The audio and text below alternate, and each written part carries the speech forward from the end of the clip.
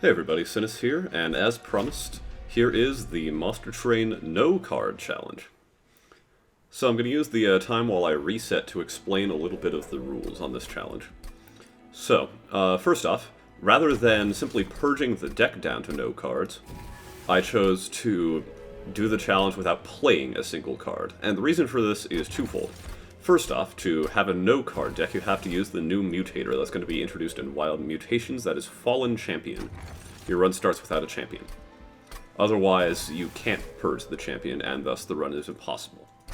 And if you're going to use mutators like that, you can also use things like Yeet Apocalypse that make the run pretty much trivial. And you can use Monster Railspike and Spell Railspike to have cards that purge out in combat. It's not even really that difficult. Several people on the testing branch have done it already. So instead, I chose to do a no-card challenge at all. Can't use them. Champion can't be played. No cards can be played at all. Otherwise, the challenge is immediately lost. And this also requires Mutator, so I'm on the public beta branch for this build.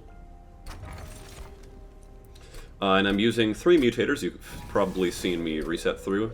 Multi-Pyre. Your Pyre has Multi-Strike 1. Protect the Pyre. Start with the 3 Pyre boosting artifacts. Boon of the Blacksmith. Your Pyre gains plus 15 attack. Precious Plating. Your Pyre gains plus 40 max health. And Pyre Wall. Your Pyre starts with armor 15 each battle. So now, the astute among you are probably already realizing what I'm resetting for, and that artifact is, of course, Vapor Funnel. And Vapor Funnel, in combination with the 3rd mutator, Tissue Paper, non-boss enemies gain Fragile when they enter the Pyre room, means that no non-boss enemy will ever be able to attack the Pyre. And that means all I have to worry about is bosses, which means I have to get sufficient Pyre attack to overcome their pretty high health pools. And to do that, of course, I'm going to need the Concealed Caverns event, Heaven's Gold. And Heaven's Gold is, I believe, fairly rare. In the 3rd Concealed Caverns, it only has about a 1 in 20 chance of appearing. But of course, there are more Concealed Caverns than just the one in the 3rd ring. So there are plenty of chances for me to get it. The other event I would want to see is Blood for Blood. Whenever your Pyre kills a unit, restore 5 Pyre health. Which means I'm actually glad for the presence of non-boss units if I get Blood for Blood. So with all that being said, the challenge of not playing any cards has a few idiosyncrasies, and the main one is blights. Because I can't play cards, and I can't affect units in really any way before they get to the Pyre room, fights that give blights become a ridiculously difficult challenge. Especially ones with lots and lots of separate units that give blights. They'll clog up my deck, and since I can never play any of them out, the longer the fight goes on, the more blights I am likely to draw. So that makes those fights very scary. And you can find blights on fights 1, 4, 6, 7, and 8. A 1 in 3 chance each. And some of those blight fights are better or worse than others. For example, fight 1 isn't very scary, regardless of whether there are blights. Especially because I'm doing this on Covenant 0. Not really any reason not to, since I don't care about the random cards, because, well, they're cards and I can't play them. So with all that resetting, hopefully soon out of the way. In fact, I think much of this video is resetting. I will shut up for a little while. And we'll get back into the thick of things when I reset for Vapor Funnel.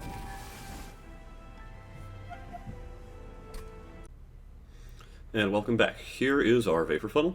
I'm sorry for no game sound, it got distorted horribly on the footage. So it's just kind of gone, because I'd rather not destroy y'all's ears. So it's just my voice alone for the rest of this.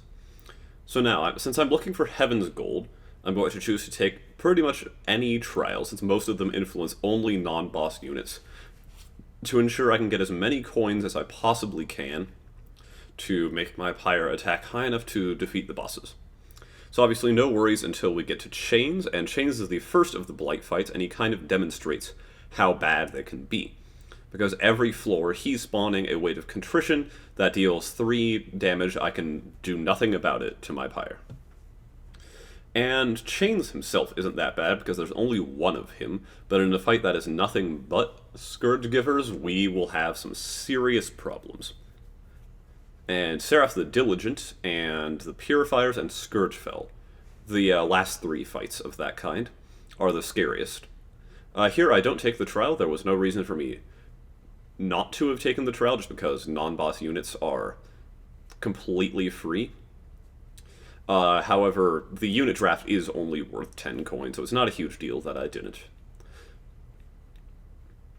So with that, Steel Slate is taken care of. He's the only boss in the game with spikes, though they are problematic.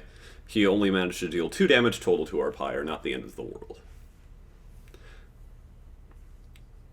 And here, I just have to choose what will give me the most money, because any card manipulation doesn't really matter.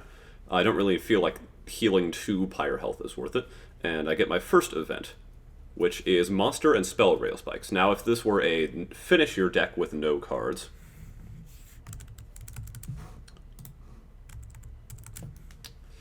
finish the deck with no cards would have been a lot harder, and I would have been, would have been a lot easier, but I would have been jumping for joy to see the Monster or Spell Rail Spike. With that not being the case, I don't really care, because it's not Heaven's Gold or Blood for Blood. And again, non-boss units get completely wiped out, but you can see that Daedalus has 250 health, which is much more than anything I've fought so far. So when he gets to Relentless, he's going to be a lot scarier than normal, but thankfully I still have my full 15 pyre health, because Daedalus doesn't offer anything that can damage the pyre before Relentless. So he gets to swing in a couple times and takes me down to 101 pyre health. Not too bad. No cards are takeable. The only thing card-related that I am okay with taking is Heaven's Aid, which would potentially allow me to get a spell in my deck that restores health to my pyre when I don't play it, and since I can't play it, I would get it every time it comes around to the deck as a sort of anti-blight. So I'm checking the artifact pool because there are still a couple things I want, and the main one, and the reason why I chose Stygian for this run, is Sigilled Seaweed.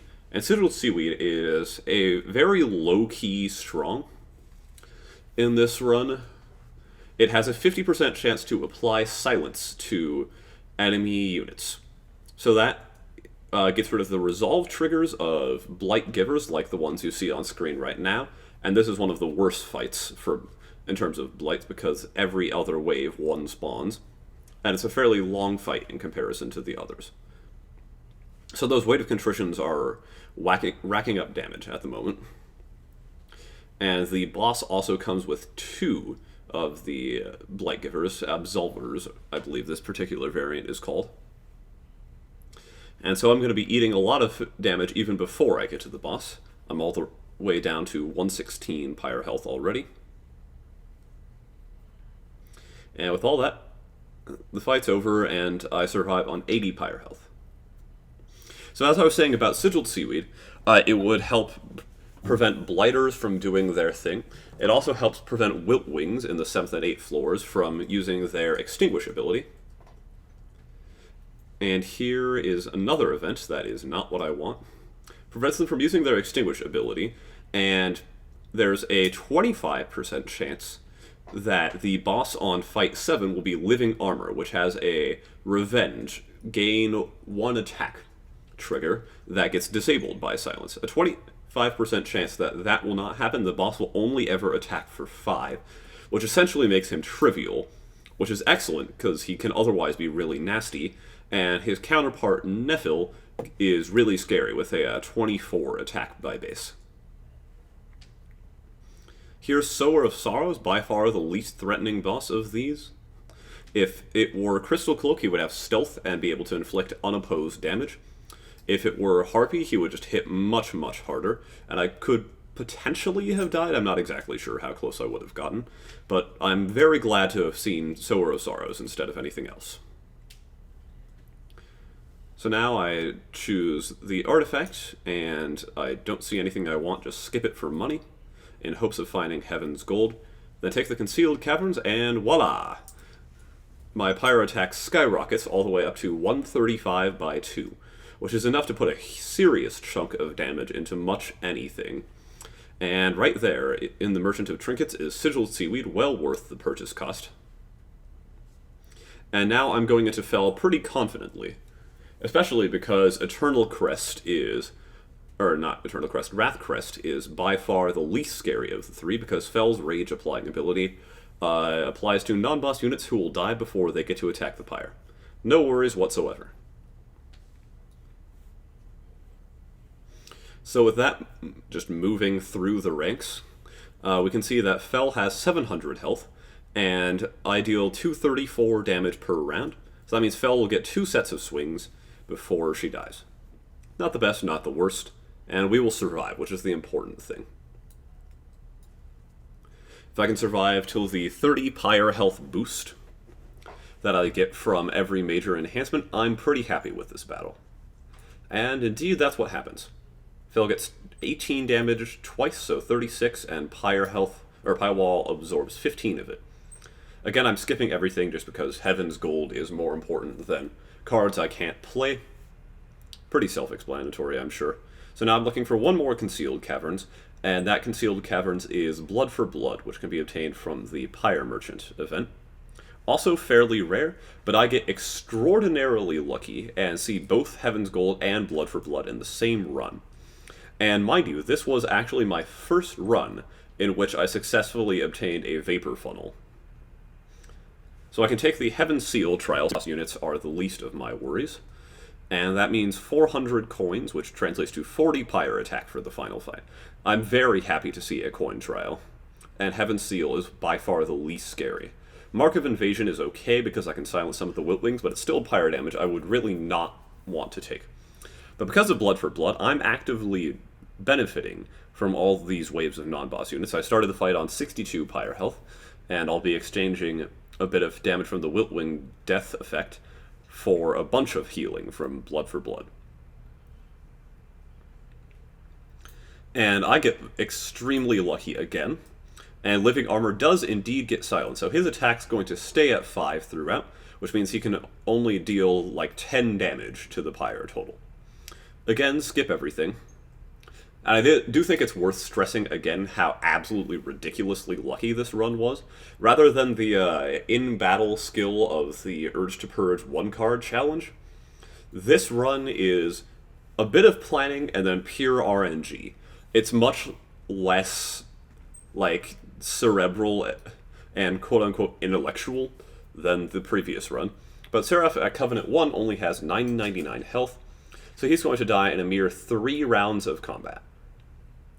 And since I'm getting free pyre healing from the rest of his fight, the non-boss enemies still mean nothing to me other than a bunch of healing from Blood for Blood, which is why it's so good. You can see I've recovered over 100 health with a Blood for Blood that came pretty late, all things considered, in this run. I would have been even happier to have had it earlier, but as it is, I can't complain. So it's obvious that Seraph is dead here, because this run got so ridiculously lucky. He doesn't even stand a chance. My pyre wall's still fully intact, which means I can win this run on 146 pyre health. And that's it. Monster Train taken care of without playing a single card. Now, I believe this run is theoretically, mind you, possible without mutators, but will require RNG even more extreme than what you've already seen here, and so I'm not looking to do it anytime soon.